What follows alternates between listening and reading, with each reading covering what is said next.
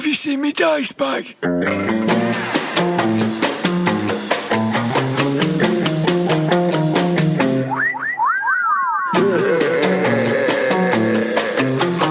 Grognard Files.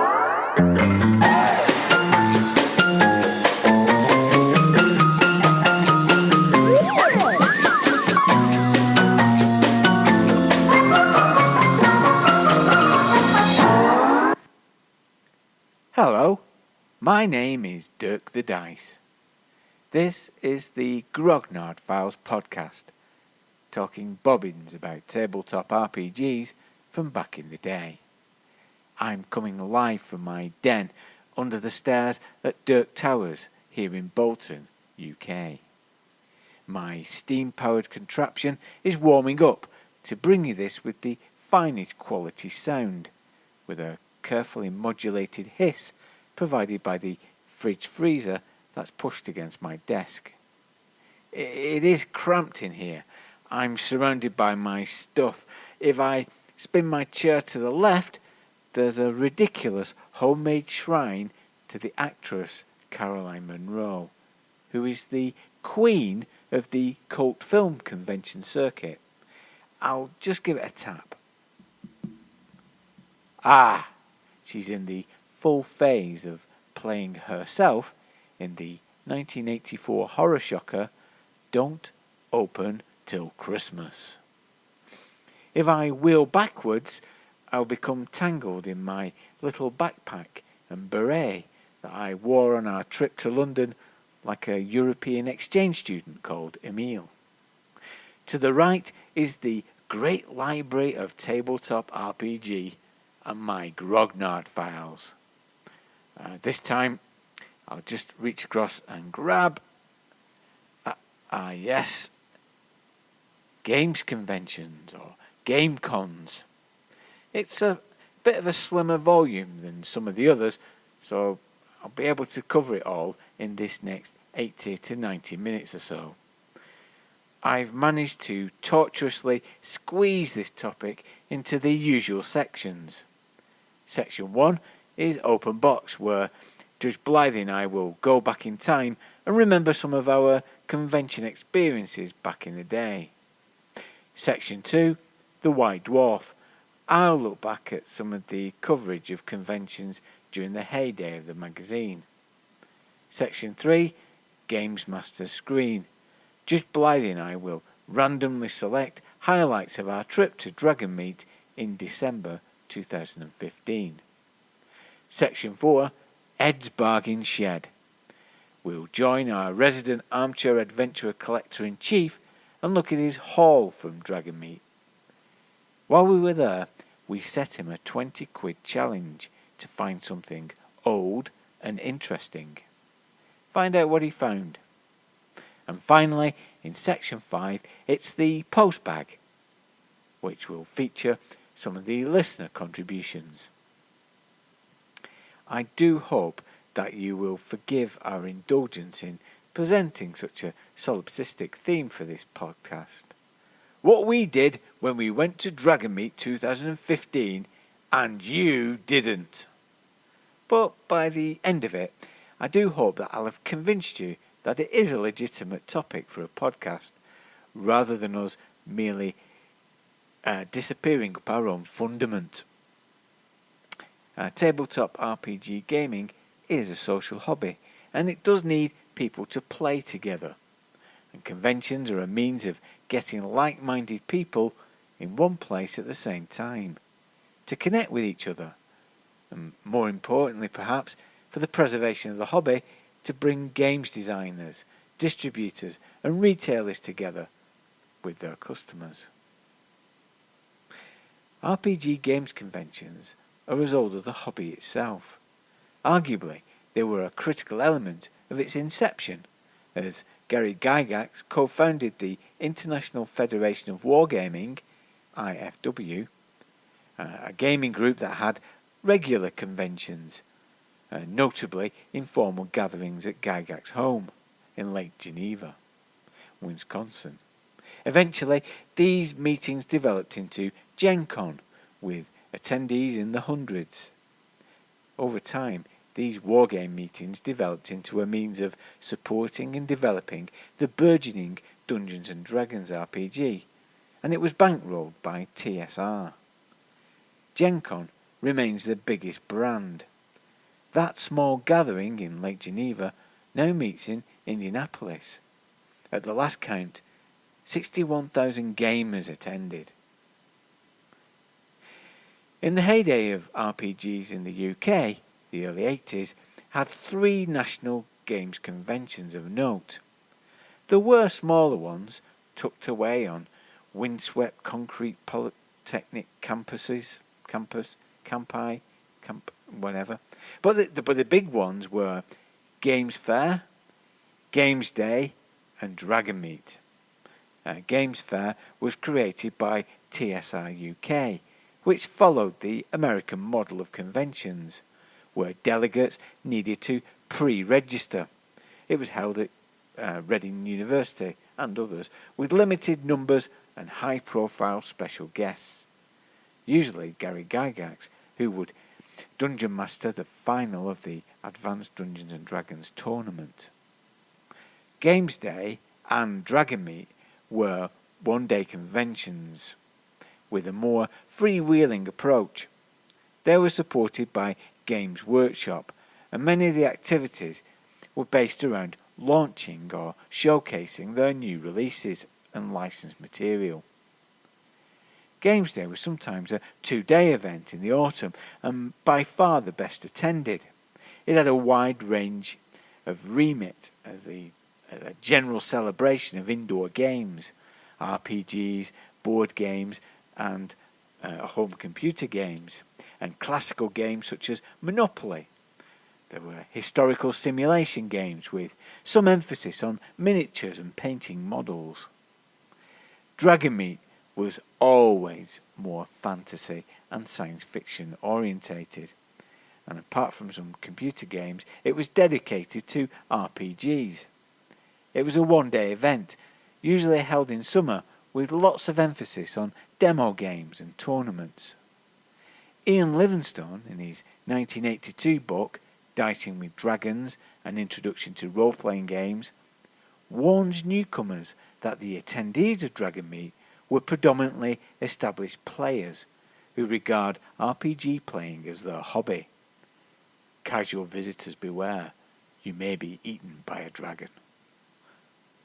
Dragonmeet has always carried a certain allure as an exclusive club that only those in the know were allowed to attend. Once Games Workshop had changed its operating model in the late 80s to focus on miniature war games, Dragonmeet stopped.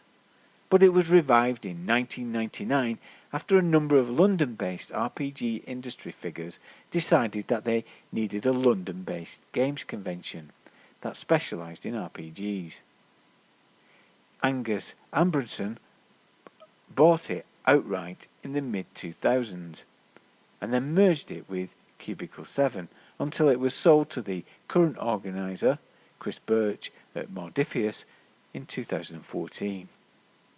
In 2014, attendance doubled from what it was in 2013, from 800 to 1,600 people. Big international cons like UK Games Expo are growing in line with the increasing popularity of the business. Chris says that innovations like Kickstarter are launching many new businesses and board games are growing in popularity, so there's more demand for events that are run well. He says that the event is growing again in 2016 and introducing some exciting new features. So, in December, the Armchair Adventurers went on tour to Earl's Court. We had T-shirts printed. We designed a mini-zine podcast sampler to give away. We packed up our dice bags and headed out like some mutant hen do. Okay, ramblers, let's get rambling to that there fancy London. Section 1, open box. Hello, Blythy. Hello, Dirk. Okay, so we've got all the stuff here now. all the paperwork. So I've got your tickets, train tickets, Okay. Dragonmeet tickets, Yeah. Hotel ticket. Well, it's loosely a hotel. Is it in the loosest possible way? It's a box. Yeah, there's no windows. No £20 extra for windows at Easy Hotel. Yeah, but I feel like Hannibal Lecter. You know, he wanted a window. Yeah, it's part of the deal for helping Clarice. I think we can barter that when we get there. So we've got that, and have you got your paperwork from prevention officer? I have. I've got the pass out. All been cleared. Oh, brilliant! Cleared, stamped. Hang on, you've got fewer clauses than me on there. Have you done that? So, how did we get here? At the start of the year, we set some challenges, didn't we, as a group? Yes, we did. Gaming challenges. So I'm going to remind you, let's go through the checklist, the group challenges, to see how we fared, okay? So the first one was to have at least one session a month, plus one session virtually using Roll20. Have we succeeded on that? You can put your judge's wig on for this one. I think we have, to some extent. We've perhaps not quite achieved Roll20 every month, but we are playing Roll20 every other week now. So it kind of numerically we probably have got to add enough sessions. Yeah. So I think we've achieved that. We've achieved that. Yeah. Despite the odds, family life, work, and all the other things that the FPOs and everything. Yeah, all the other things that try and prevent us from engaging in a world of fantasy. Yeah. We should say that it's not a sexist term, fun prevention officer. It's not. No. Our fun prevention officers happen to be women, but it isn't necessarily the case that we're married. We're married to human women. We could be married to human men. It's the actual commitment of marriage, isn't it? It's commitment of marriage, and it's that one person wants to prevent fun. Yeah. Think something they don't consider fun. Yeah, they want to prevent it. Okay, and the next one is understanding the RuneQuest 6 magic to make the setting more magical. Well, I'm not sure about that, because we did try a game where one of my characters had sorcery, and it didn't really come in much. It wasn't very useful, so. I don't know. I don't know if we have done that really. Yeah, I think more work to do on that. Yeah. I mean, I think from my point of view, I at least read the rules and understood it, but it's the application always, isn't it? With this, it still feels a bit mechanical to me, but some of the descriptions are. Well, I think we discussed this before, but I think it's always the problem with a role-playing game that where you don't have restrictions and limitations on people who can use magic, there's always a problem in terms of how do you build magic in without giving the people who can use magic a huge advantage over those who can't. That's always the problem. So we're going to have to work on that again. We can carry it forward. We'll roll that one over. Roll it over. And the next one was to complete our role-playing memoir, which we started writing in 2014. We had this idea of creating an e-book, didn't we? Because we, after a few conversations in the pub, we started writing them down, didn't we? Some of the anecdotes and stories. Yes. Yeah. And we didn't do anything with that, but we've converted it into a podcast. So, So we've sort of. I think we can allow ourselves. Under any jurisdiction, that would say we've achieved that. We've done that. So. Yeah, that's good. And finally, it's attend the Dragonmeet convention in December. So we've kind of got ourselves into a fever pitch, haven't we? Of excitement. We've almost achieved it. In another 24 hours, we could probably say we've achieved it. Yeah. So this is the morning of the day before. So we're just getting our stuff together, and we're going to go there. So what are you? We're not big convention goers, are we? We're not. It's a long time since we've been to a convention. What are your memories of going to a convention? I think 30 years since we've been. It is. And I've been to 2 games conventions. One was Northern Games Day, which was I think in 1980. Was it 83 or something like that? Something early 80s. In the Barnes Wallis building. Yeah, the Barnes Wallis building. You missed, and I also went to Games Day in London several years later, towards the end of the 80s, I think. Yeah, so I think it's 87, I think it was. And for me, they were very different kind of experiences, because I think the Northern Games Day, the first convention I ever went to was a real kind of inspiration, because you met lots of other people who played the game, and you tried other games. I think I played Stonebringer, which was really good, really interesting. And I think you played RuneQuest, didn't you? I did, yeah. But I think your experience, I think, as you say, was it kind of opened up RuneQuest a bit for you, because you were playing with other people. Yes. That was the thing with the Northern game. We played with other people. It kind of broke the vacuum that we were kind of existing in. And you bought Dragon Quest at that one? I did. I bought Dragon Quest there. Yeah. Now, if people think RuneQuest is deadly, then Dragon Quest brings a whole new meaning to deadly, doesn't it? Yeah, Dragon Quest combat was dangerous. I think it even had rules for infections. Yeah, so you could be hit with a sword and then get an infection and die of that. Yeah, maybe we'll come back to that one. It's a heroic death, isn't it? I think some of the spells were ruthless as well. Yeah, I think instant they were. death. Yeah. But we'll come back to that one, I think, somewhere today.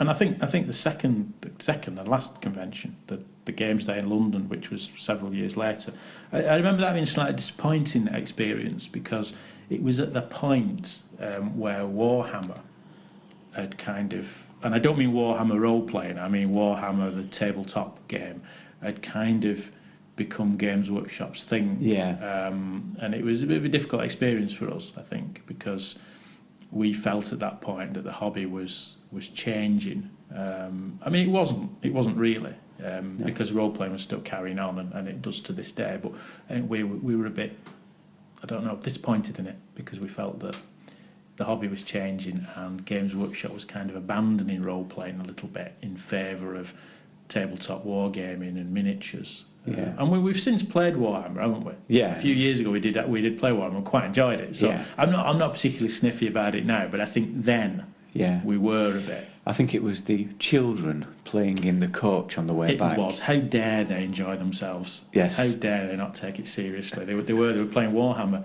on the coach back. It was a coach, wasn't it? Yeah. Down the aisle. Yeah, who organised the coach? Was it Games Workshop in Manchester? Oh, that's right. Yeah. So. Yeah, it was. It was like a coach trip. Yeah. And I went to both those, but I also went to an additional one. And I've told this story on the blog, the armchairadventurerblog.com. But I'll give you edited highlights now, because for some reason you and Eddie didn't come along in 1985 when I headed down to Dragonmeet. But it was a bit of an adventure for me, because I took it upon myself that I was going to go, and much to the general surprise and curiosity of my parents, because at that point I couldn't even pick up my own socks in my bedroom.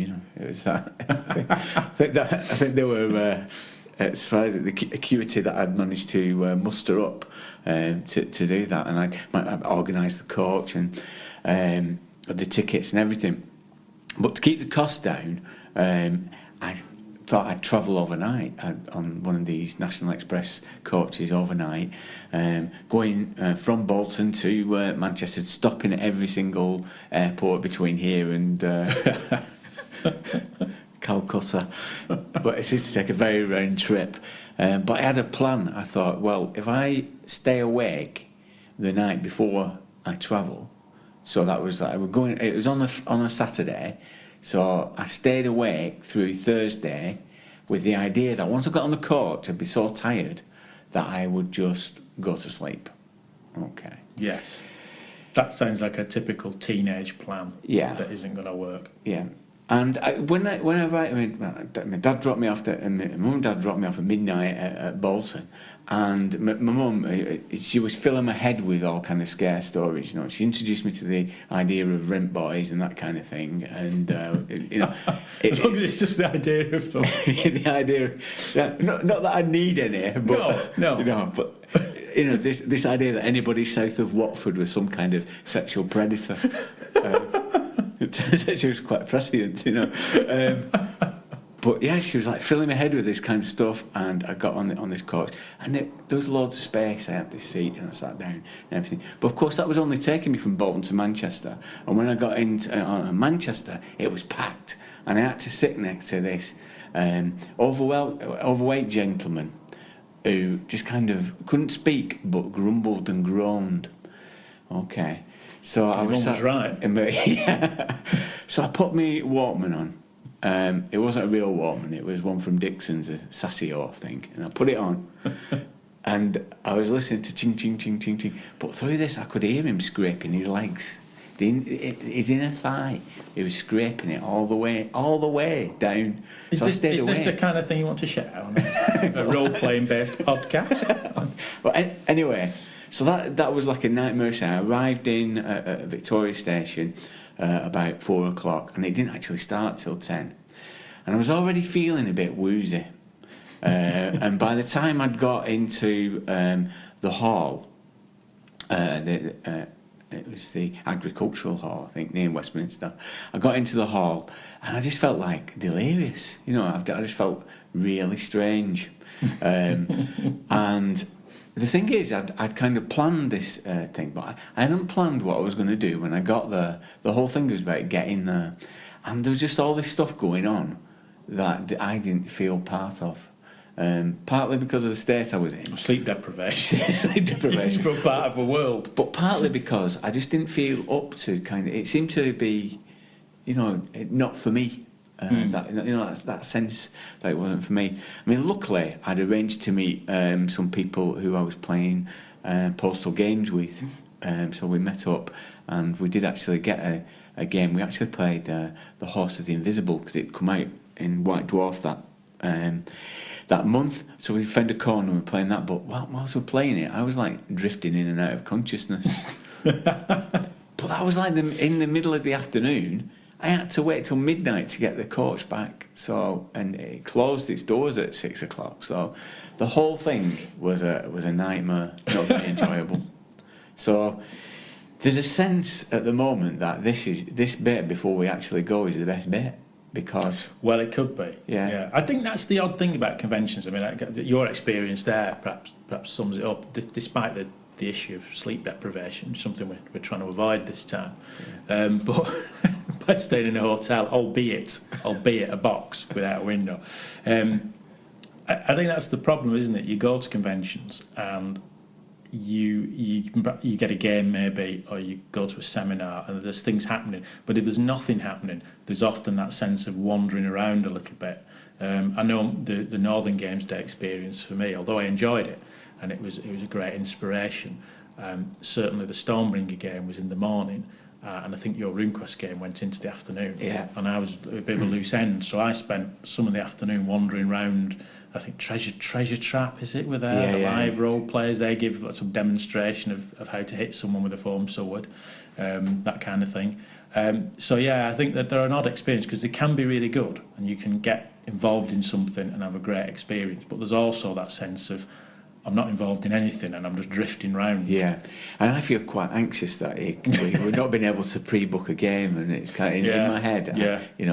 I want to have a game. What kind of things do you want to do? Because of course the other thing is that when we were doing it when we were younger, we didn't have any money either, so we were like wandering around with nothing to spend. We were just like looking at stuff. But still not having any money. You still have a credit card now. That's the difference. Didn't have a credit card then. So what are you hoping to get from? Well, I'm hoping to have a game or something. Some of the games that are listed are quite interesting. Although I'm a bit torn. I think this is a convention dilemma, I think. Right, okay. A classic convention dilemma. When you go to a convention, do you go for playing a game that you know? So do I go for D&D or Tunnels and Trolls or Cthulhu? A lot of Cthulhu. Dragonmeet. A lot of Cthulhu. Bit too much. Bit too much Cthulhu, maybe. Yeah. Lot of Cthulhu, you think, I should go for something I know, because obviously you can sit down and get straight into it and you know the rules, and that's it's interesting.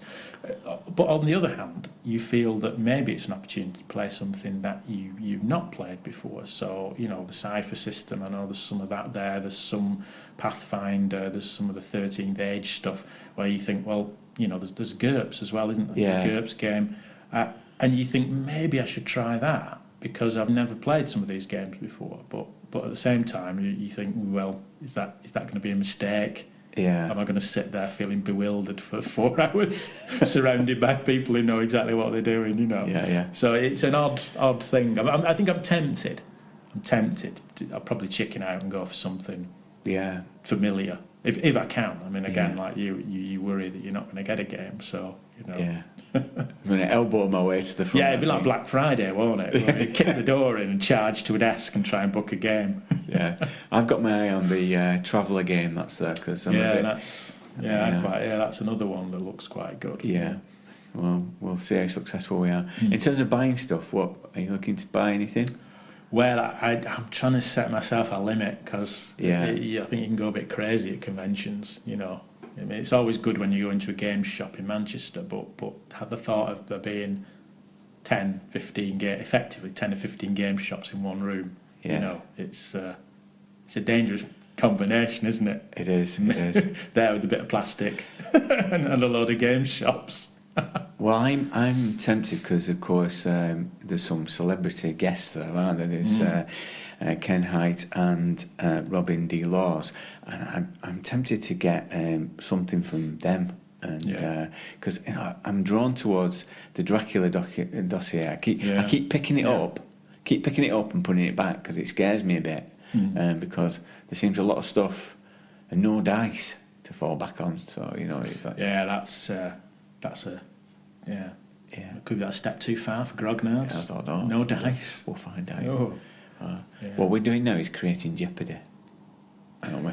Creating jeopardy. That hopefully will be fulfilled at the end of the podcast. Yes, that it all worked out all right. Yeah. It probably won't. It probably won't. No.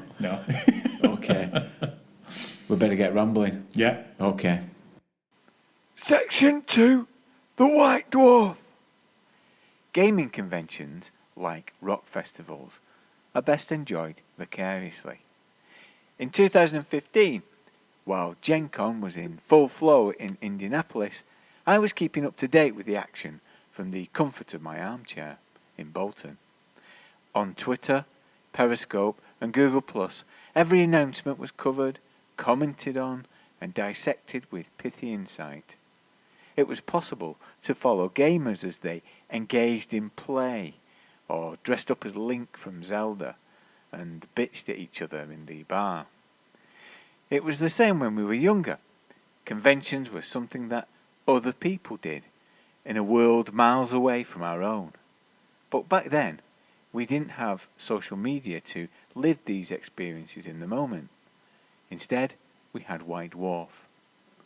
Everything comes back to White Dwarf, and gaming conventions are no exception. I've previously described it as a form of analogue social media for gamers in the early 80s.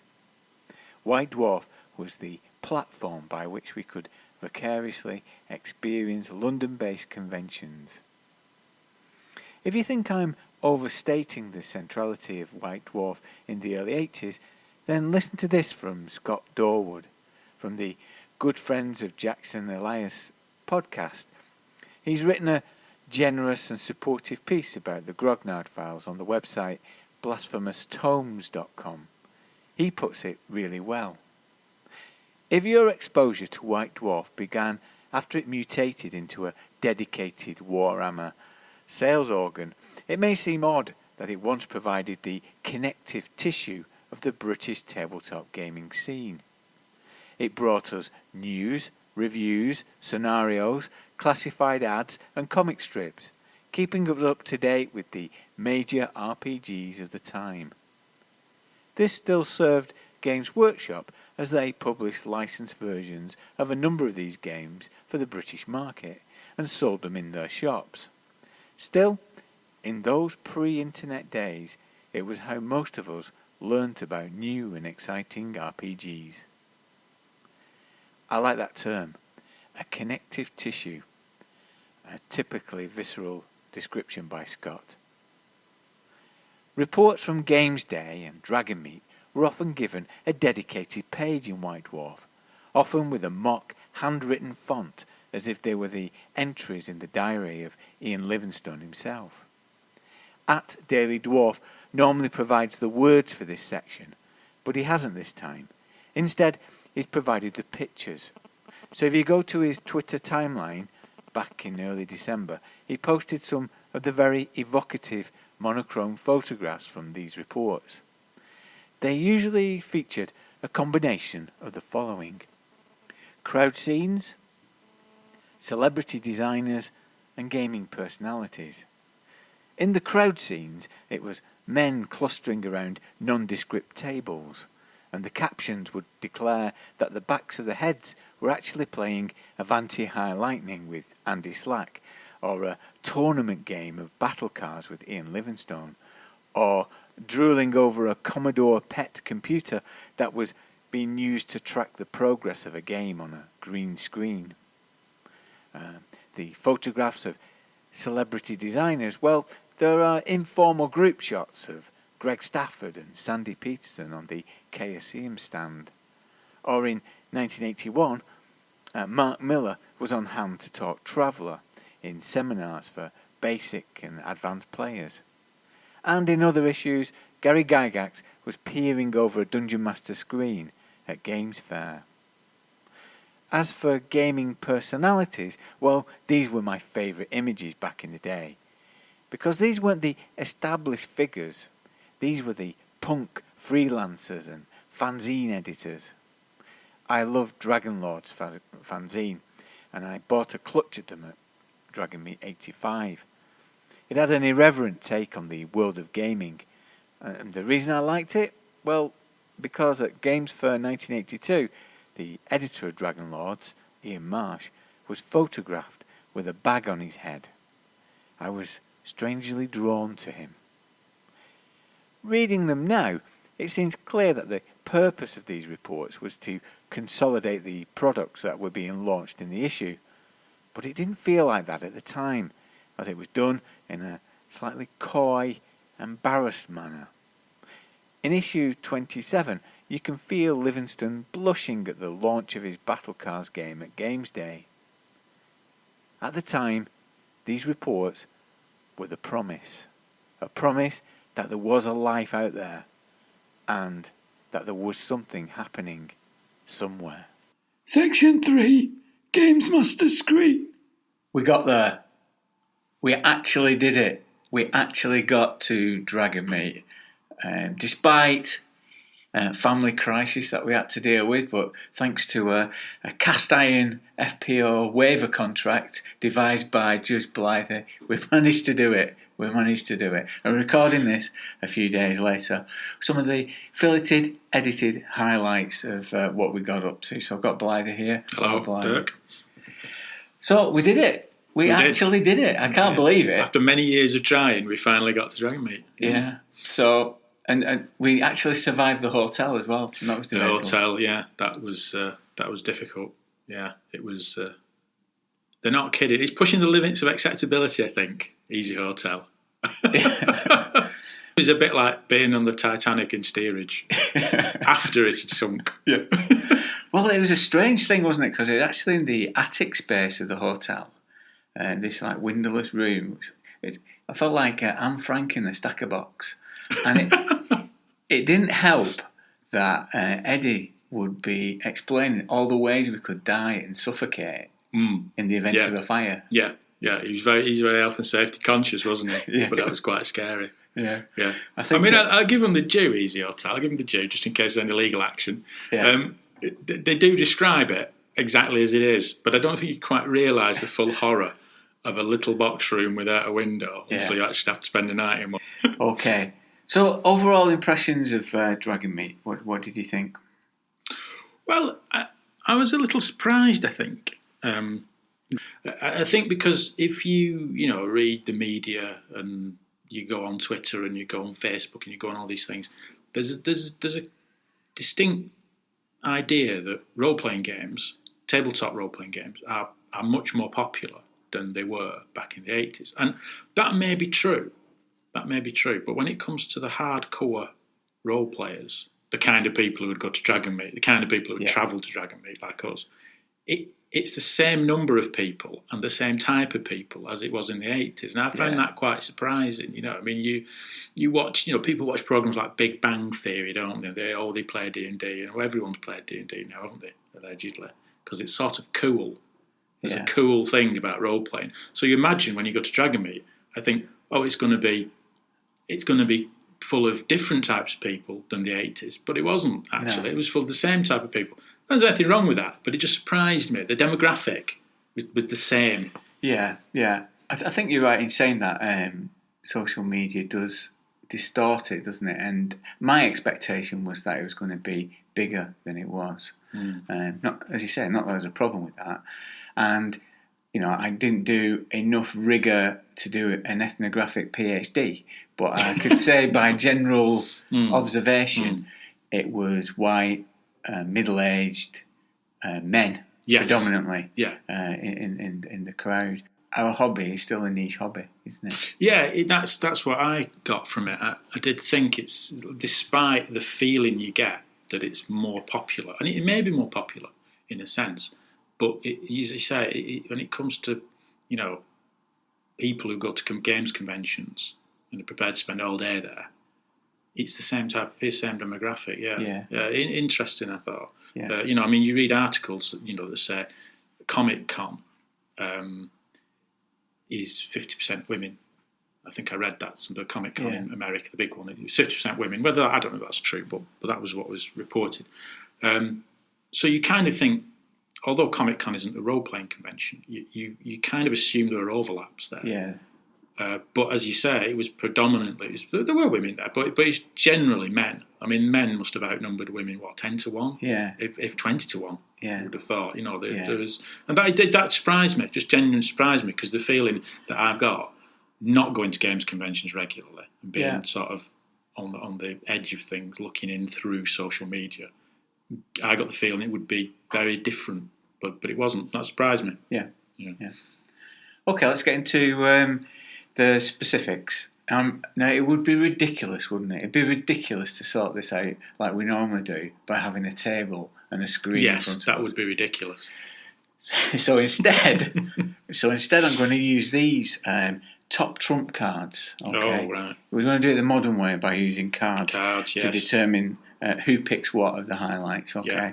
Now these cards are made. I made them some time ago. These are honorary members of the Armchair Adventurers Club, people who we admired and we wanted to be part of our club. Yes. Okay. So I'm going to sort these out. And some for you. Okay. Right. I'll go first and pit these against each other. I've got Fish from Marillion. Okay. I've got Carolyn Munro. Carolyn Munro, mascot of this podcast. Yes. She doesn't know she's the mascot, but she's a mascot. It's possibly just as well she doesn't know.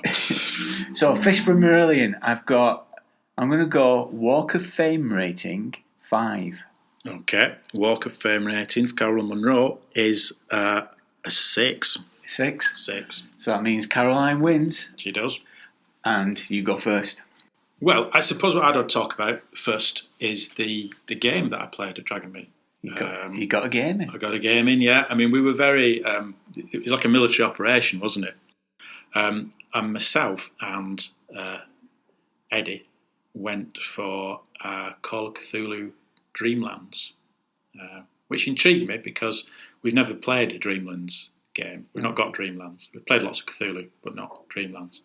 I've often had it, Dreamlands in my hand in Forbidden Planet and wondered whether to buy it. So I was intrigued to see how that would play out. When we sat down, we found out it was 7th edition Cthulhu as well, which again was interesting because, we've never played 7th edition.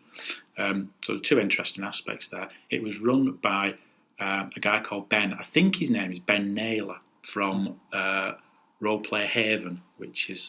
it's a London base. It's a London club. I think it's a number of London clubs all grouped together. I think he might be from Lewisham, but he was good. He's a very good games master, and it always surprises me with role playing that what a great hobby it is, because me and Eddie sat down with a games master we didn't know, and with 3 other people that we didn't know.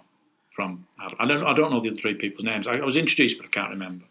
And within 10 minutes, we were role-playing and trying to work out how to survive in some kind of alternate reality, and I think that's a great thing about role-playing, that, there's no kind of awkwardness. Once you're all been attacked by a monster, or you find yourself, as we did, materialising in another body, in another world, everyone just takes that as read and gets on with it. There's no, that's the great thing about role-playing as a social hobby, I think. It does kind of bring people together quite easily.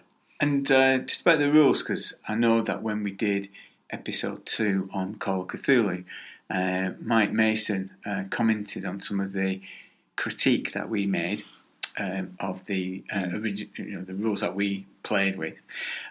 He seemed to suggest that some of the things that we picked up in the original rules were corrected or made better in the 7th edition. Yeah. Is that right? Is that right? Well, yeah. I mean, I've only had one game of 7th edition, and it was Dreamlands, which is a bit different from regular Cthulhu because it's a little bit more. I think the GAMESMASTER'S described it as fighty. It's a bit more fighty than Cthulhu, because obviously it's a kind of fantasy world that you get transported to.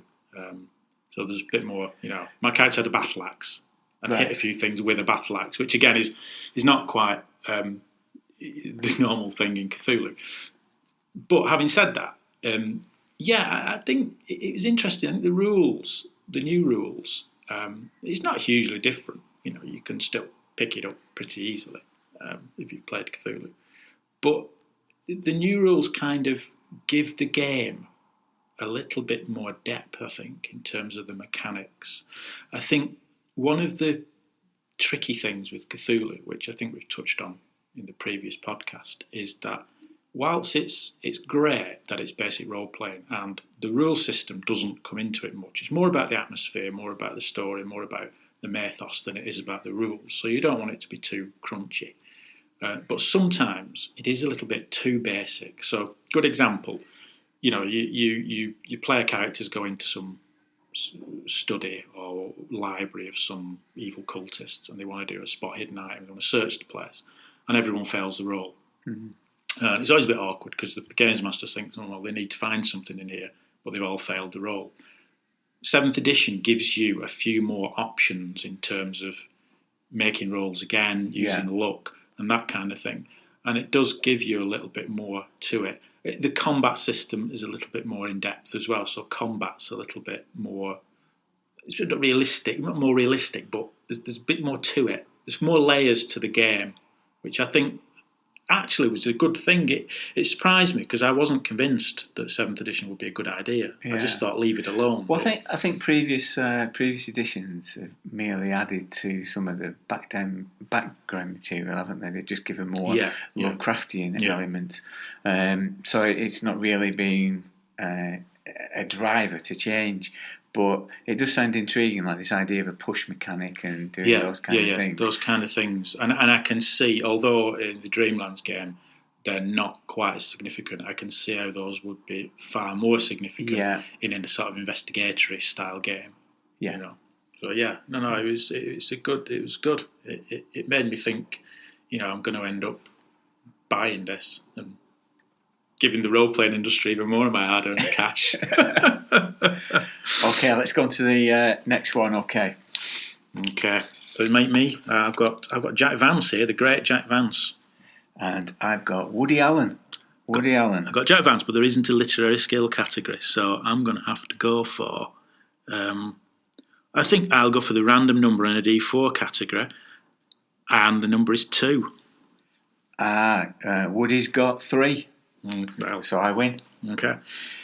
Okay, so I'm going on. I got a game in as well, but I wasn't as quick off the mark. I dashed to the boards, pushed my way through, grabbed one of the translucent pencils that you get from the pound shop, that they had there, and started looking.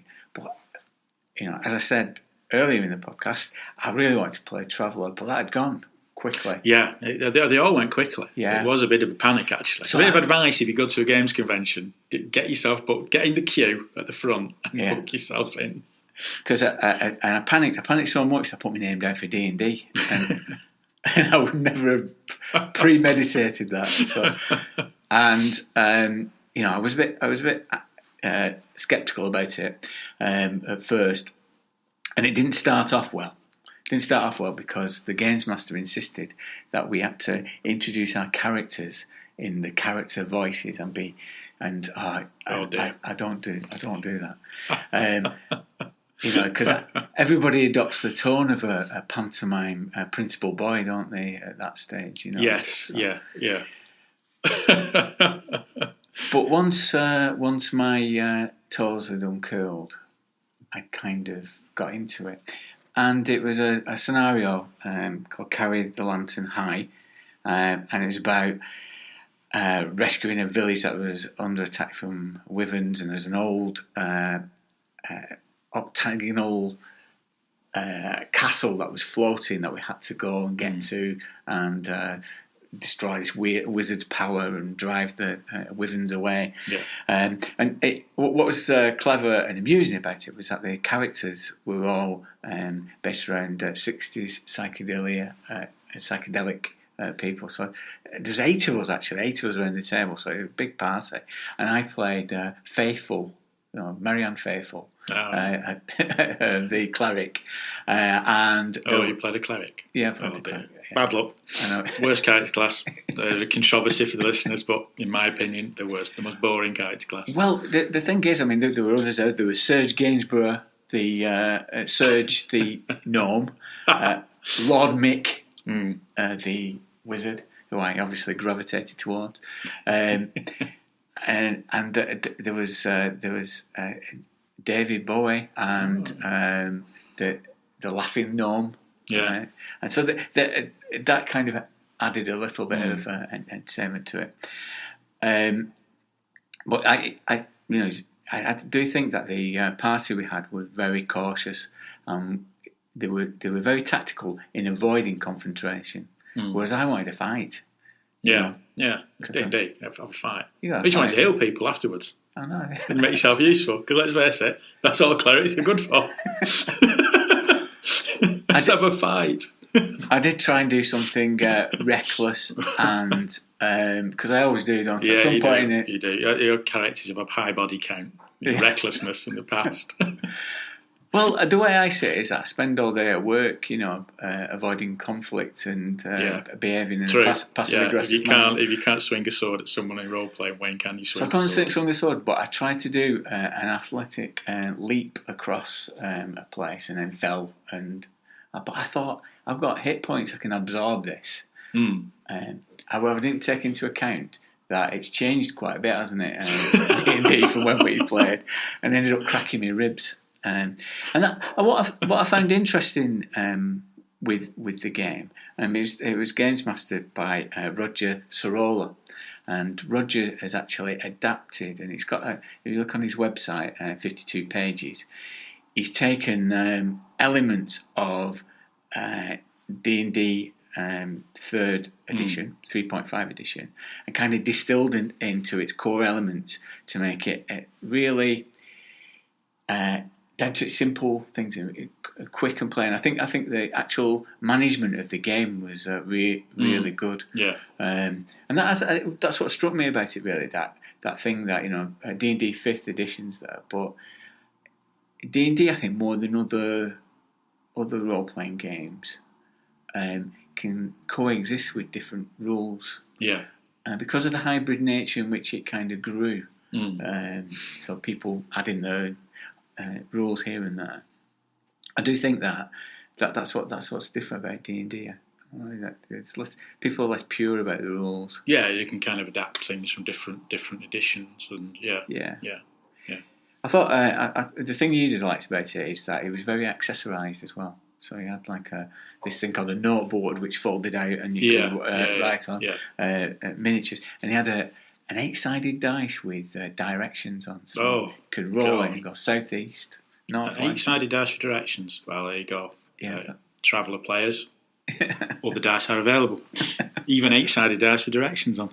But no, it was a very good experience actually playing those games. It's interesting to play games with other people in a kind of convention environment and experiment a little bit. As I say, the Dreamlands, not something we've ever done, but I could see a place for it in Cthulhu. The way we played it, because it was at a convention, we were in the Dreamlands and had to get out. But you can see how you can adapt the Dreamlands for Cthulhu and being a place that characters might occasionally have to disappear to. Yeah. To kind of... I suppose you can see it might kind of break a Cthulhu game up a little bit as well, actually, because I know when we played Massive and Athletep, one of your, as a games master, one of your kind of irritations about it was that each episode followed the same kind of narrative. But you could see how, including the Dreamlands in it, would kind of break up those narratives that people tend, either players or games masters, tend to lapse into in Cthulhu, because they tend to follow a standard kind of plot, don't they? Of, investigate, find out, investigate, reveal what's going on, big confrontation. But you can see how building the Dreamlands into it, you kind of mix it all up a little bit. Yeah. Which probably is a good thing. I was a bit sceptical about Dreamlands. I kind of thought, this is going to be a bit silly, a bit like Narnia or something. You go in a wardrobe and you're somewhere else. Yeah. But it is a bit like that, but it surprised me how well it kind of worked. And I was surprised by the D&D game, because, in future episodes of this podcast, we'll no doubt talk about our kind of fractured and tortured relationship with D&D, but it was entertaining. It was certainly an interesting character, because in the 1920s, before my character went into the Dreamlands, I was a transvestite in an opium den, and in the Dreamlands I was a warrior with a battle axe, and 5 minutes towards the end I was killed, so I died in two places at once. I died as an axe-wielding maniac in the Dreamlands, and as a transvestite in the real world of the 1920s in an opium den. And there's many times in role-playing I've died as an axe-wielding maniac, but never as a transvestite. No. Who knew that? Who knew, yeah. Going down to London, you'd end up a transvestite and I'd end up as Marianne Faithfull. Yeah, there you go. Maybe role-playing has changed. I take back what I said about the demographic. It's changed. Okay. Let's go back to the cards. Okay. What have you got? Well, I've got Danny Minogue, one of my favourites, pop superstar. Well, I've got Avon from Blake 7, the great Paul Darrow. Well, it's not Paul Darrow, it's Avon. It's Avon. It's Avon. Avon Calling, right? Avon Calling. Here we go. So I picked it, haven't I? You do. It's your turn. It's your game. I don't know what's going on. I'm going for Funny Bone. Funny Bone 2. Oh, Funny Bone. Avon, one of the funniest men in science fiction, in his own way. It's a 7. It's a 7? Yes. Yeah, that's not an outstanding feature, Danny Minogue, is it? A humour. No. Avon's is with dark humour, isn't it? So you get to pick the next one. Okay. Well, I suppose the other thing I'd want to talk about with Dragonmeet was was all the stalls and the stuff you could buy. Because, again, it's that thing of... we're lucky in Manchester that there's a few game shops in Manchester, but obviously Dragonmeet, there's a whole hall full of stuff. I could maxed out the credit card in there, couldn't I? Yeah. And of course Eddie was in his element, trying to get bargins, haggling with the stall holders. You were acting as a shill for most of the day, weren't you? By his side as he was trying to help him up the price, get the price down on things. As he's doing his fast talk rolls. Yeah. But again, you see, that was an interesting thing, because earlier I was saying how, the people there, kind of people there, seemed very similar to the 80s. I think the thing that had changed for me was the stuff that you can buy and the stuff available for role-playing. When we went to games conventions in the 80s, there were a few very, very dominant games. D&D was a huge game, advanced D&D, as they like to call it. RuneQuest, Traveller, and there were big games, and all the other games were kind of quite, were small and in their shadow a little bit. But what I noticed about, and you notice this again when you go on Twitter and go on the internet, you get a feel for this. But it was interesting to walk around, and whilst Traveller and RuneQuest and D&D are all still there. Other games are there, and other games are just as prominent, Yeah.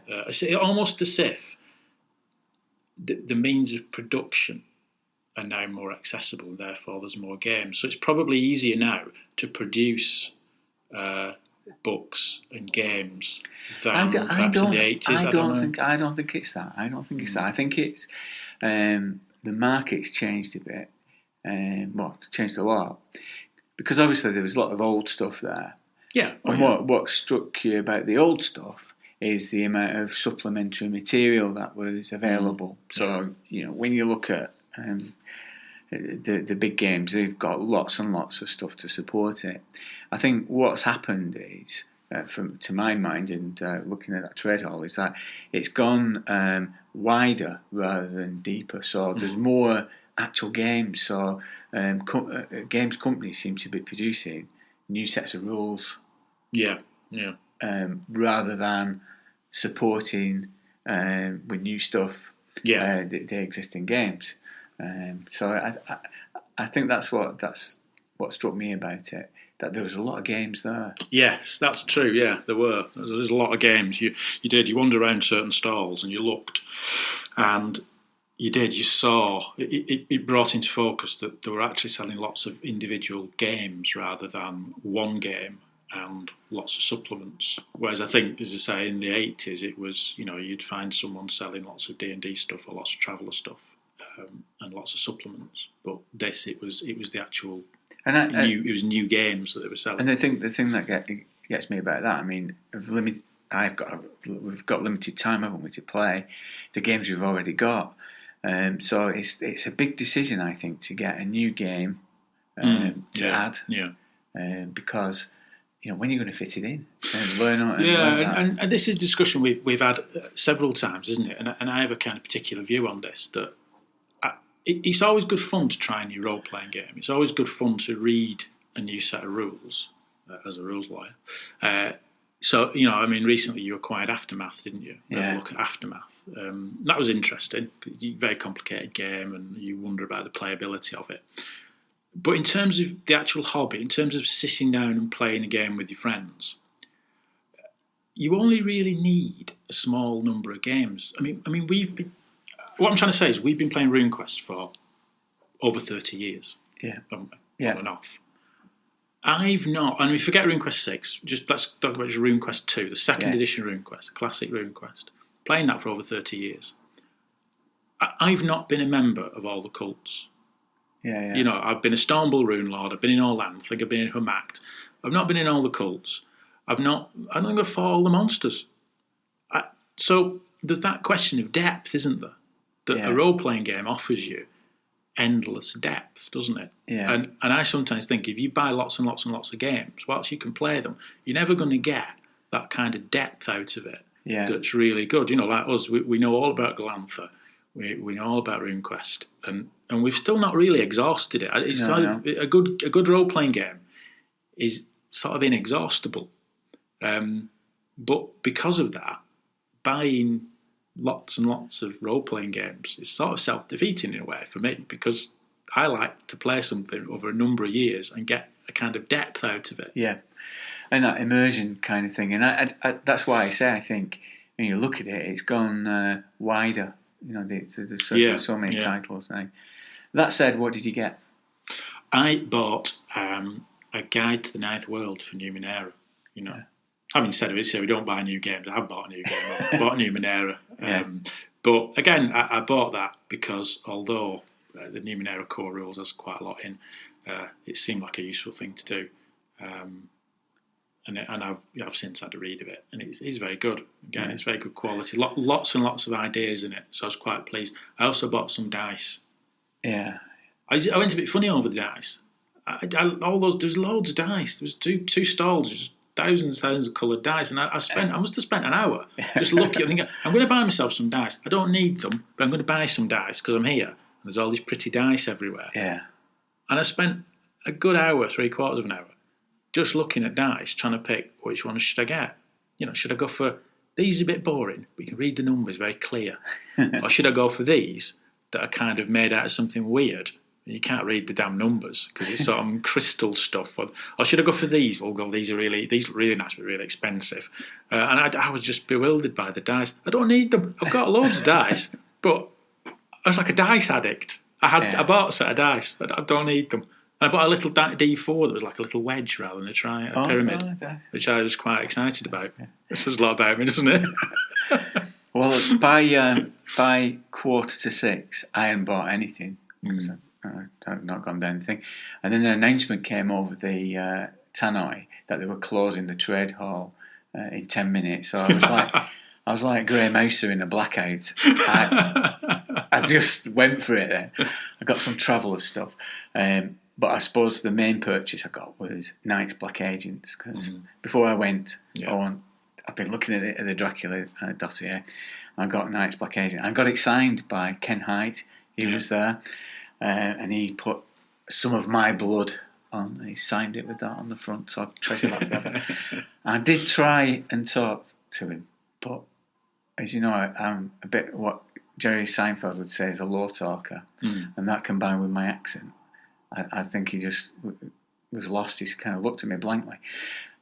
But I like to think that he heard my accent and started nerd troping about cotton workers in Lancashire who helped Abraham Lincoln break the slavery by not touching cotton from America. I like to think that he was kind of doing a riff in his head on that. Abraham Lincoln. He's a famous vampire hunter, wasn't he? Yeah, a vampire hunter. Did he do anything else?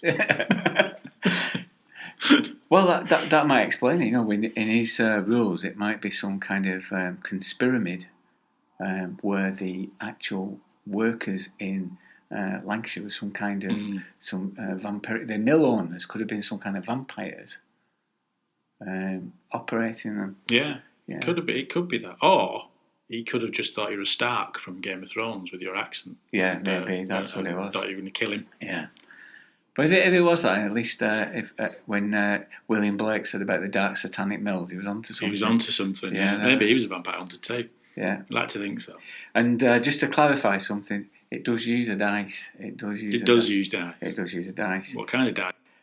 1d6. Not another dice. No other dice. No, I bought a whole full set of funny shaped dice. Can I not use it? I mean, the thing is, the dice bit is the most simple bit about it, and I think it's a super stylish game, lots of detail, and it's going to create a lot of fun.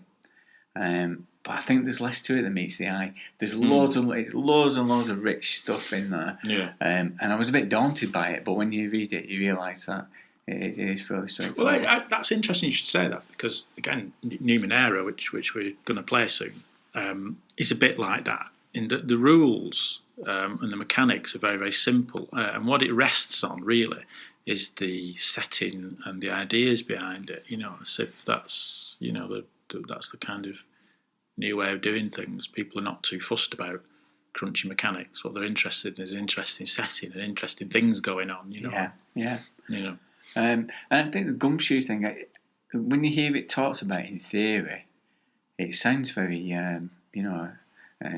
esoteric and a lot to it. But you kind of realise that it's just common sense written down. And as a games master, you're kind of doing these things anyway. Yeah, do those things anyway. Yeah. To pace a game, to give information at various points, you kind of do it, and so I think it'll make it fun because it gets out the bit. Might make it fun for me, but maybe less so for you because it gets like the rules out of the way, and allows you to concentrate on story and stuff. I think that's like you said, that Numenera has a lot of that in it as well, because I've had the same experience reading those rules where there's bits of it where you think, oh, this is quite fluid, and this idea of the games master setting levels between 1 and 10 for things. But then again, you do realise that in for want of a better term, the old school role playing games, or the ones we're used to playing, you're doing that all the time anyway. Yeah. A number of times in RuneQuest that you sort of saying, oh, dexterity times 5 or dexterity times 3, or I'll give you plus 20% or minus 20%. You're doing that all the time. Yeah. And so games that kind of embrace that idea and almost come clean a little bit and say, look, you're doing this all the time. The games master is always making decisions and modifying things, so why not just do it? I think the trick will come when we come to play Numenera and Night's Black Agents is whether we'll be satisfied when the simulation bit is the bit we enjoy. So when you come to a conflict, is it going to be enough to just resolve it in that way? Yeah, that's true, because we're kind of die-hard RuneQuest fans, so we're used to hitting blow by blow, hitting someone in the leg, Yeah. hitting someone on the arm, that kind of thing. Yeah. So that's going to be the test for me, but we'll find out and we'll share it here. Okay, let's have a look at this last card then. Okay. See what the next Last card. It's my turn, isn't it? So Yeah. I've got Eric Morecambe.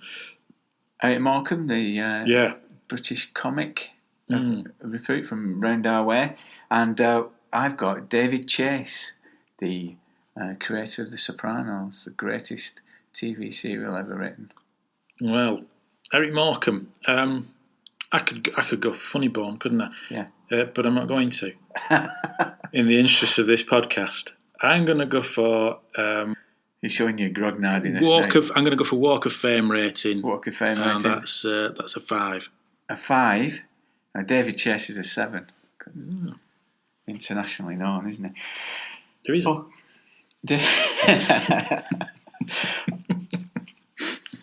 yeah, he actually wrote the Rockford Files, so we could get Did into he? did the Grognard Files. Yeah, there we go.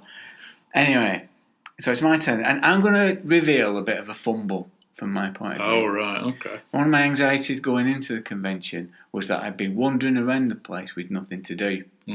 As it turned out, I overscheduled, and I spent my time doing stuff. I didn't even allow myself time to have a comfort break.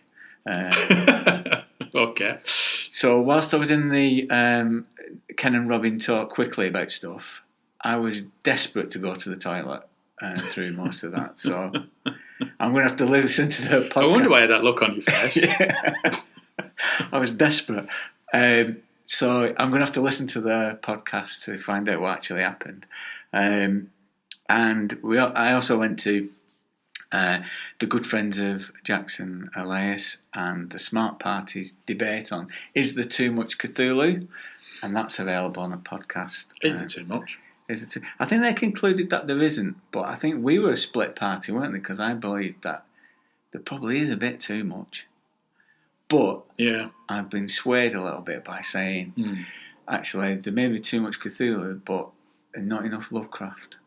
We could all do with more Lovecraft in our We world. can, Yeah. yes. And the thing of being overscheduled is the whole plan of me going to Dragonmeet for this podcast, for the podcast listeners, was to meet people and interview them and ask them questions and things. But I didn't have time. I didn't have time. I set up an interview with Jeff Richard from KSEM, and I missed him because I was too busy doing Yeah, stuff. that's a surprising thing. I mean, again, earlier on we said, it was a bit smaller than we thought. But there was a lot going on, isn't there? I mean, if you get yourself on a game, I mean, the game lasted from sort of 10:30 till about, I don't know, it was about 2 o'clock or something like that. So the whole morning was spent playing the games, and then you wander around a bit, you have something to eat, you go to some of the seminars and things, and before you know it, the day's gone. So there is a lot going on. Yeah, and I did meet some people who support the podcast. So I managed to say hello to Simon Hibbs and to Andrew Jones, who said, "Are you Dirk the Dice? I've come to claim my free pint." So I'm sorting out that there's some contractual issues. Just put it in the post. Yeah, I might have to discuss contractual issues with you on that. But I didn't really get a chance to speak, apart from a cursory hello. I didn't really get a chance to speak to that. That's a bit of a regret. Now, I went to a seminar that you and Eddie didn't you? While you were schlepping through the... I was drooling over dice. The dice. I went in the KSEM event thing, and it was very odd. It was very odd afterwards. It was very odd afterwards because in the room it felt very genial, haphazard, and unpredictable all over the place, full of reassuring words and vague promises of future things. Now, obviously, this year is the year of RuneQuest and Glorantha, and that dominated. There was some Cthulhu mentioned. The aforementioned Mike Mason was there. I think the best nugget of information I've got about Cthulhu is the fact that Call of Cthulhu, is actually more popular in Japan. More is bought in Japan than the rest of the world put together. That's amazing, isn't it? Really? Yeah. That was a little nugget I got from that. But it was mainly about RuneQuest and, of course, the classic RuneQuest Kickstarter and all the stuff that's coming out this year. But also the talk about new RuneQuest on where it's going next. And there were some kind of, as I say, some vague things about what could happen. And I always kind of got the idea that the way that they would approach this would be to bring out a new set of core rules and bring it back to Glorantha and build it around Glorantha. But coming out to social media, it was picked up, the story was picked up, and people have gone ballistic. You know, there was like one headline, I think it said that they've made a fatal mistake, a huge mistake. People think, because I think there's a lot of RuneQuest 6 fans out there who just assumed there'd be a supplement to help convert RuneQuest 6 to that. And I think what they made clear was, well, we'll be going back to KSEM's version. Yeah. And looking at what worked in that and what needs to be changed and brought up to date with new innovations. But if things aren't broke, we're not going to fix them, kind of thing. Yeah.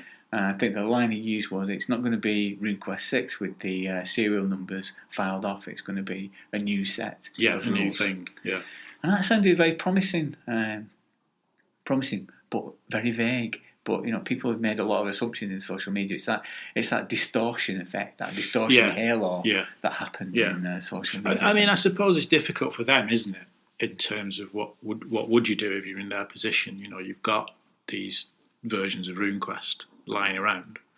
You know, where's your starting point? You know, I mean, because we played a lot of RuneQuest 2nd edition. I mean, that's our main game for many years. As I said earlier, you know, played it for over 30 years, and we've played a lot of RuneQuest 6 recently as well.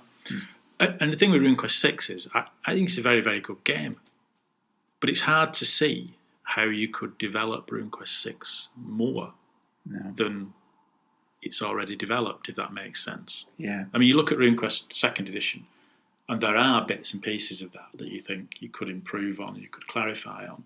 But RuneQuest 6, to its credit, works very, very well in its own right, doesn't it? Yeah. So as a starting point, you know, what are you doing? You're taking RuneQuest 6 and you're modifying that even further. I'm not sure you really could. And I think it comes back to the market conditions as they are now. So a couple of points we've already made, that nowadays it's all about setting.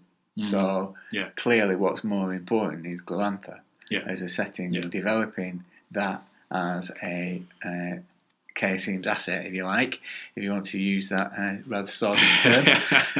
But it's developing that, and you know, you have 13th age Glorantha, you like Hero Quest Glorantha and RuneQuest Glorantha. You want that kind of simulation element. And it comes, I think, you know, that it's about core rules, creating another set of core rules, but Gloranthan core rules for RuneQuest. So, yeah, it was interesting, but it was more interesting afterwards, because I thought, did I go to a different one? Well, that's the thing with the internet, isn't it? And Twitter, it creates a kind of false reality.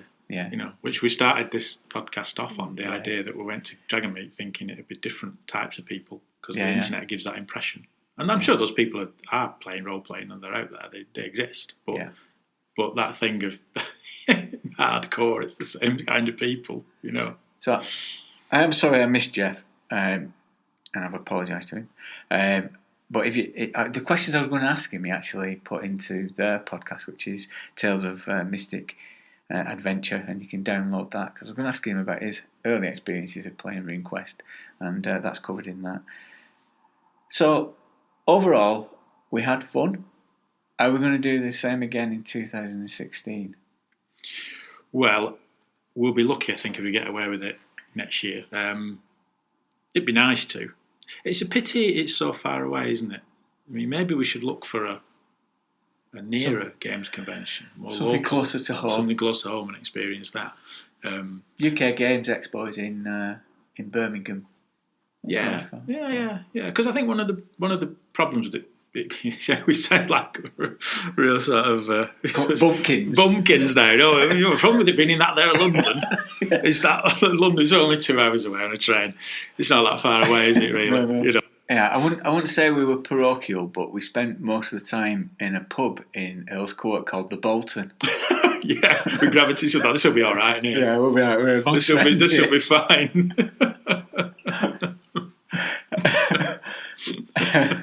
And we did the next day. We went around the British Museum, didn't we, and explored that. And we were giving ourselves a role playing tour of the Celtic. A role players tour of the Anglo-Saxon stuff and the Roman stuff. Yeah, the Roman stuff was lunar. It was remnants of the Lunar Empire, wasn't it? Yeah. And Eddie was complaining there wasn't enough stuff in there. So I'm going, how much does he need? How much stuff do you need? It doesn't look good, some of the stuff in the British Museum. Quite old. They just looked after it better, I think. Okay, so that's it for now. Until we get back together to discuss Stormbringer. So I'm looking forward to that. I said I didn't meet people and didn't give enough time, but one person I did meet was a regular correspondent to the Grognard Files, and he's the first ever special guest we've had on here. Star of the stage and screen, and I'm going to do that thing now with my hands, because I'm going to cut it in. And ooh. Well, I'm joined by Michael Cool, a regular correspondent to the Grognard Files, and I want to talk to him about his experiences of playing RPGs. And how did you start, Michael?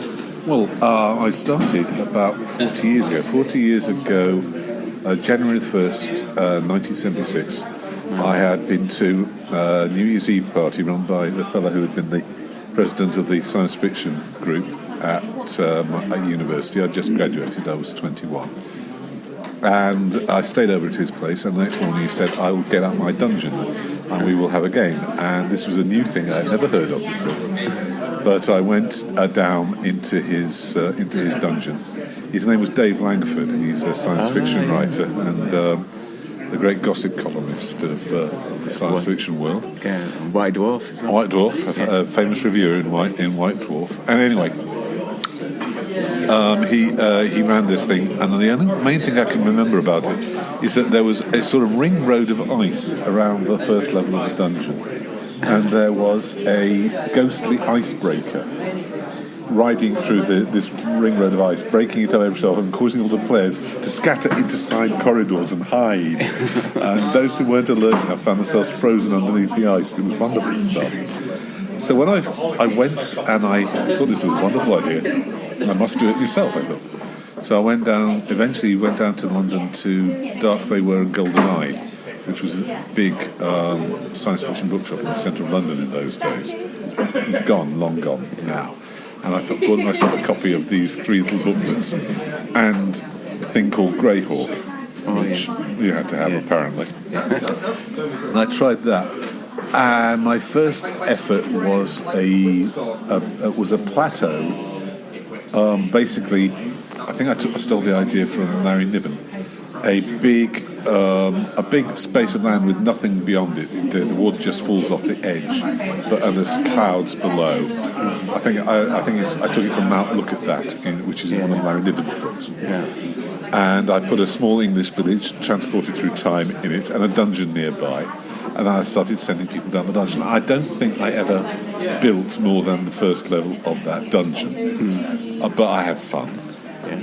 And then I started picking up other stuff, and I picked up Empire of the Petal Throne, which was like D&D but weirder. Yeah. And I tried that, and my players objected to the sound of the names and things they had to pronounce. Yeah. And there wasn't a whole lot else of it going on. So, and I picked about some other. Do you remember Superhero 2044? No. That was an obscure one I started with. I played the little on guard very badly. Anyway, by 1979, now 79 was the first year in my lifetime. Tell a lie, I may have been 6 previous time. It was the first time when I had money. The World Science Fiction Convention came to England. It was in Brighton. I went down and I bought the AD&D Dungeon Master's Guide and Player's Guide. And that was the last thing I ever bought for D&D because I found RuneQuest, and I thought, this is much better.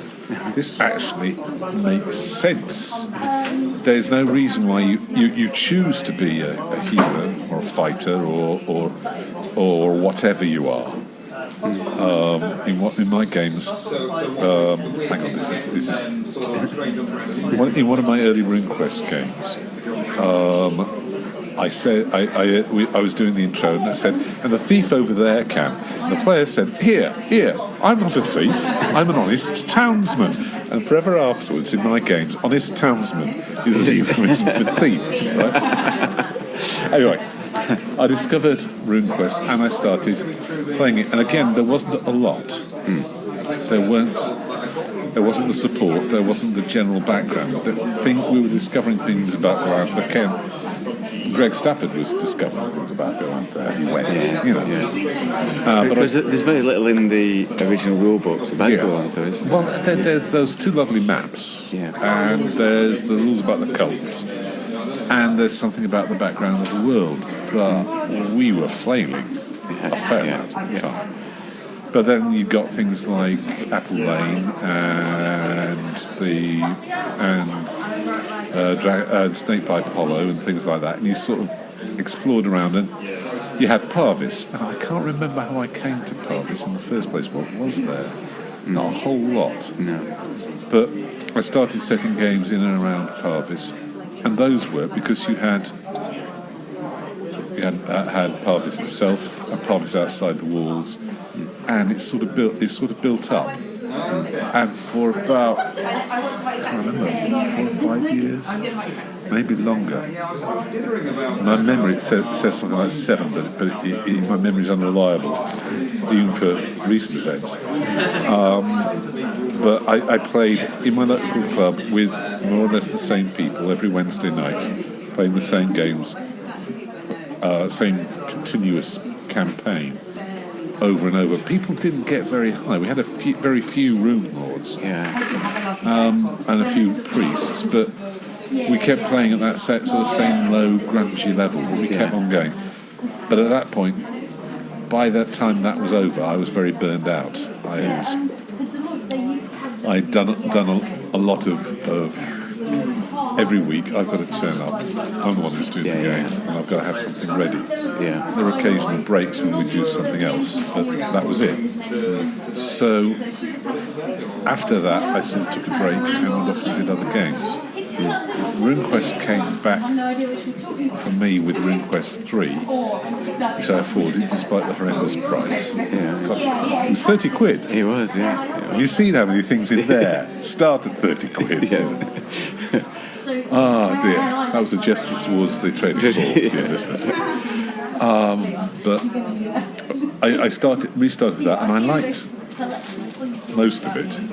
And I started again, and there was the RuneQuest Renaissance, and we started having plenty of support for that. So I did that, not as fanatically, not as all the time, but since then I've run a few RuneQuest campaigns. And where do you set them now? Well, the last one I set, this was a few years back, but 2 or 3 now. I do a lot of GURPS, but this was a year I did RuneQuest. And I did basically, I was reusing a lot of stuff. I was still using RuneQuest 3. I didn't transfer to the more modern RuneQuests. I don't know why. I have tried rereading RuneQuest 6, and it still sort of irritates me. It's not got quite the right level of grit. It's got some things in there that I like, but it's not quite my accustomed level of simulation, if you know what I mean. And I think listening to the KSCM seminar today, it sounds like the new RuneQuest is going to leave behind many of the mechanics of RuneQuest 6. So I don't know where that'll leave us. They seem to think that they're going to take us back to more like RuneQuest 2, but as I said, I was a happy RuneQuest 3. I'm going to be miserable, whatever happens. I'm going to be stuck mid grognard and unhappy about whatever they said now. To answer your own question, what I did was I took players who had been characters who had been exiled from Sartar after Starbrow's rebellion, after she tried to take over for the first time and failed. They were the people who their clans said, well, I'm terribly sorry, Sunshine, but at the moment you're a bit of an embarrassment.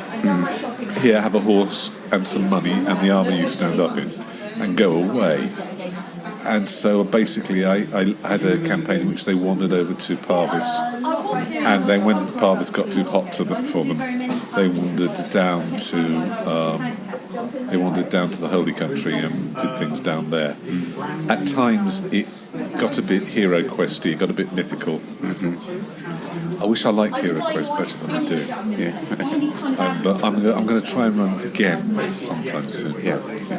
It doesn't quite work for me. It's too abstract. Can I just ask about Rumble at the Tinning? So Rumble at the Tinning, how did that come about? Well, it was a thing I wrote. I think I did for an introductory scenario for my players, and basically I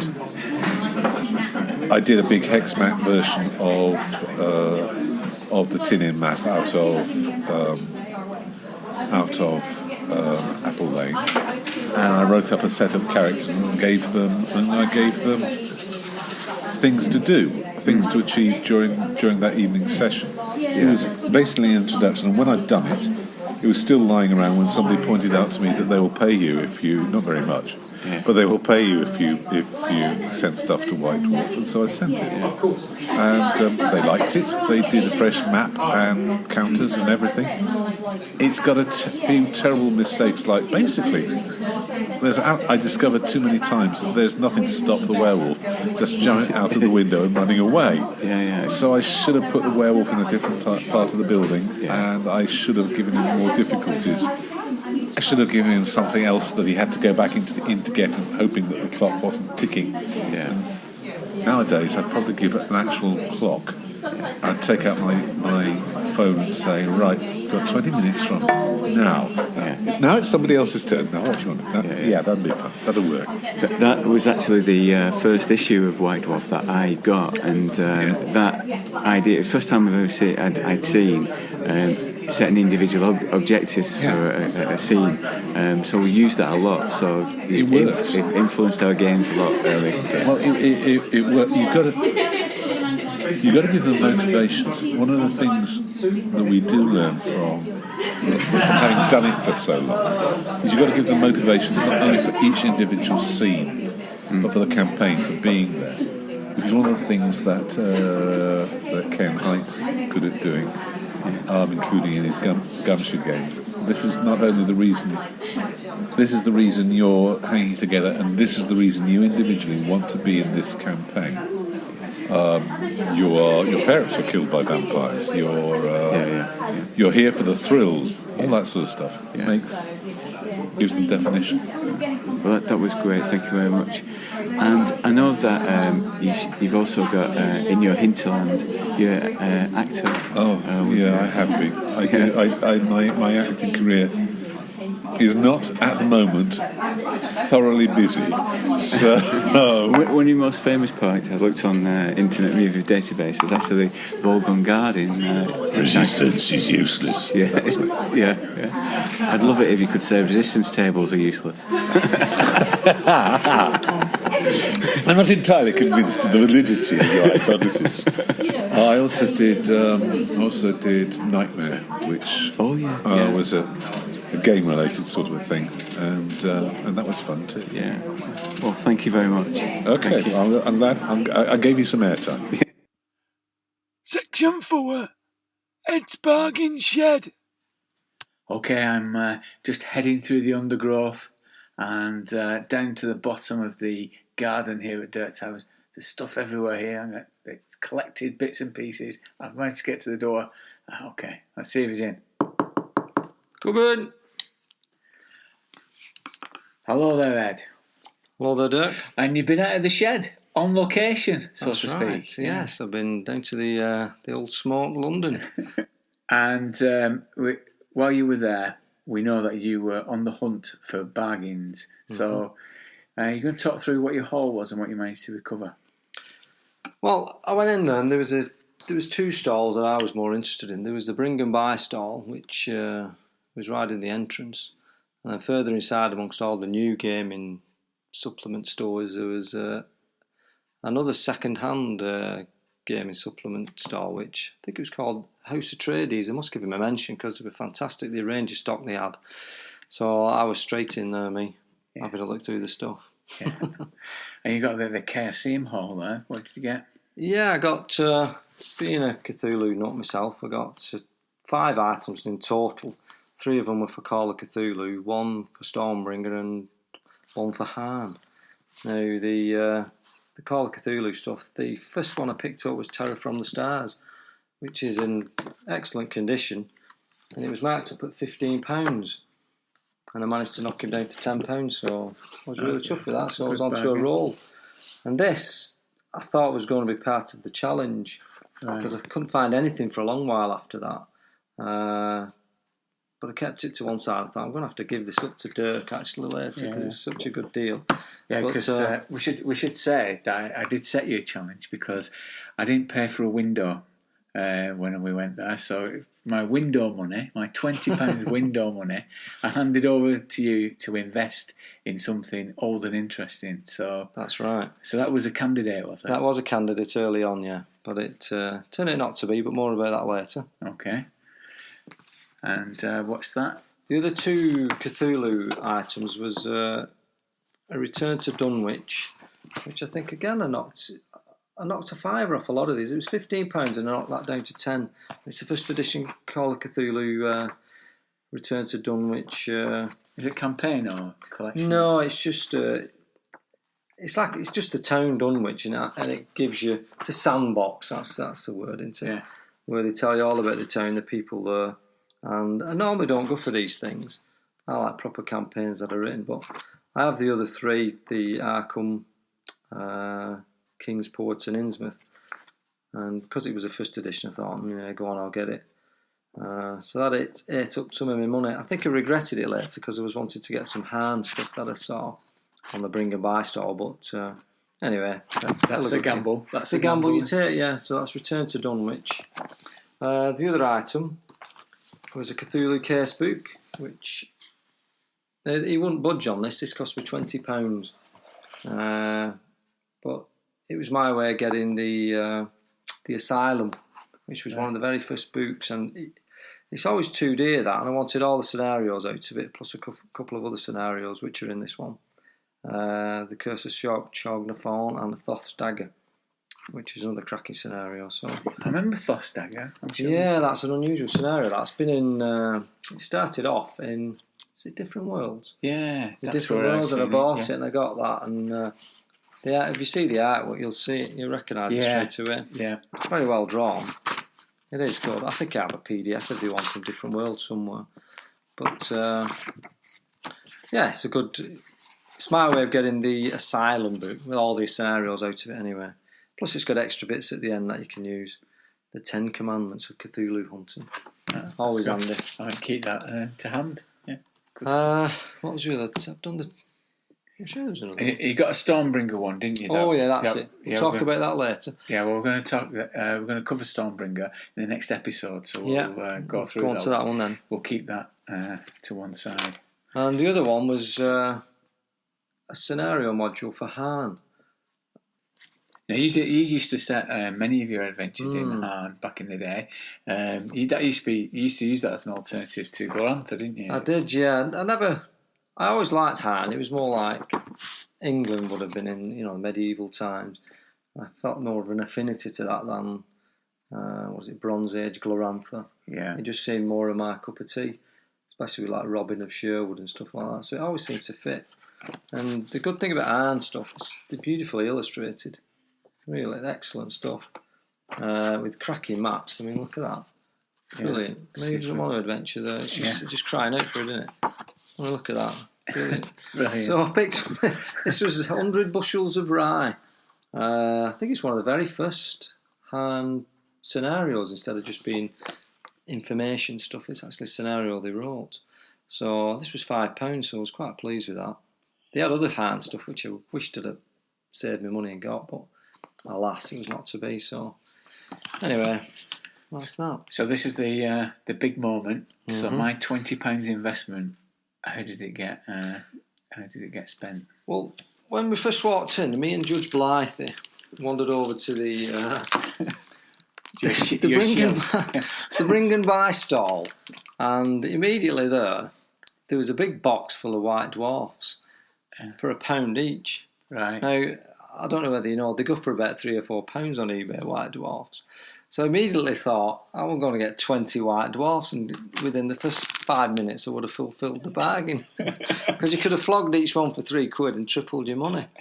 But I just thought it wasn't quite the challenge that it was meant to be. So I put them back. And then we carried on into the main hall, and I saw the other second-hand stall. And that's where I picked up the Terror from the Stars, and I held on for that for most of the day, thinking, this is going to be the challenge, you know it is. I'm going to have to let you have that for a tenner, and you know I've done the challenge by half. But then later on, it was about 4 o'clock. We were all getting a bit tired by then, I think, and I was just going through the same stall, the House of Tradies stall, and I stumbled across the old Hawkmoon box set. Now, alas, it's without the box, but it's got all the supplements. It's complete with supplements. And it was £10. And I didn't have the cheek to bargain with the guy, because I thought it's such a good deal, that. £10, So that's amazing. I think that's a good deal. Because this was the last box set that KSV produced. This is the last time they actually did a game in a box. And that's good material for the next episode as well, isn't it? Looking at Stormbringer, brilliant. Yeah. And I also picked up, just to the side of that, was the Shattered Isle, which was the only campaign ever produced for Hawkmoon. It was marked up at 15, but I managed to knock him down to a tenner. So that's my £20. Yeah, well done. That's brilliant. Good deal, I think. That's brilliant. Well done. I think this has got the Shattered Isle has got rules for ornithopters and fighting flamingos, giant flamingos. So that's we'll look forward to doing that in aerial combat. As long as you're happy, because it's quite a difficult challenge, not just to get the bargain, to get something that you might want. No, that's brilliant. Okay. And we'll use that next time. Oh, good stuff. So until next time, I'm in the shed. Thanks a lot, Eddie. So long. Bye. Bye. Section 5, Postbag. Feedback is what keeps us going, so please keep in touch on Google Plus or join in the conversation on the website thegrognardfiles.com. I've had some games convention correspondence, like this one from Sam Vale. The last convention I attended was around 28 years ago, so it might have been Games Fair 87, held at Nottingham University. I remember driving from Cambridge in my Fiesta XR2, filled to the limit with members of the Games Club, and one Carl Sargent, a prolific RPG freelancer who lived near Cambridge at the time. It was a magical event, meeting new people, playing my one and only game of Stormbringer RPG, playing on the AD&D Open event, and sleeping in really crappy student accommodation in a bed that had one spring which was digging into me all night. The previous occupant had helpfully left a radio locked in a cupboard, but still on and tuned to Radio 1. At the time I was trying to get to sleep, it was featuring Tommy Vance's Friday Night Rock Show, my preferred choice of music, but not sleep-inducing material. I also remembered getting ambushed at the event by idiot holes with water pistols. We were slightly meandering our way through the campus, back to the accommodation after dark, and then some kind of LARP game involving ninjas, vampires and Ubermensch, but that's another story. Anyway, fond memories. Sam has provided some more interesting nuggets from his past experiences as a playtester back in the day, which I'll share in future episodes. Andrew Smith is part of the @thegrognardfile Twitter community. We planned on a tweet up, I think that's what the cool kids call it, a tweet up, yeah. But as I said earlier, I ran out of time. So here's his view of Dragonmeet. Dragonmeet 1985. Having spent every day of the school holidays for the previous 2 years in a temple that was Games Workshop in Darling Road, we were the cognoscenti. We stood on the brink of adulthood, prepared for a life full of gold, girls, and glory. We were ready to take on the Lightbringer's quest and emerge as heroes of Orlanth. Dragonmeet 2015. 30 years as a Lancome my scribe had produced some gold, some girls, okay, a wife, and a greying beard. Glory, not so much, but I might be mentioned in a podcast, so that's something. Sadly, my cognoscenti status was long gone. I was now a grognard, bemused by all these indie games. Some don't even use dice, and where's the fun in that? At least I wasn't alone in my grognardiness, as 3 chaps from the north, as we call it in London, were also attending. As it happens, I saw them several times without actually managing to talk to them, but never mind, I'm sure there'll be other occasions. My highlights of the weekend? Well, spending Friday night drinking in the hotel bar with an Irishman and 3 Glaswegians, yet not having a hangover on Saturday. Purchasing the French RPG Shadows of Easteren after a fascinating chat with the creators, the Chaosium seminar, and a brief chat with Simat, who I know from Twitter.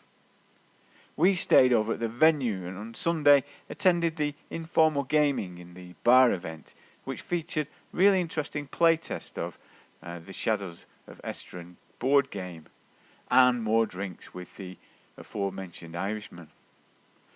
A great weekend, which could only have been improved if I'd actually got a chance to talk to Dirk, Blythy and Ed. See you all next year? Well, Andrew, I do hope we can meet next time. It's ironic that we've been in the same room twice in 30 years and yet we've never met. While we were there, we timidly distributed flyers that were in the style of 80s fanzines. These mini-zines were podcast samplers to try and reach out to more listeners. If you would like a copy of the podcast sampler mini-zine, then contact me on dirkthedice@gmail.com. And for an old-fashioned, old-school, stamped addressed envelope, you can have one. I do warn you though, they are very mini.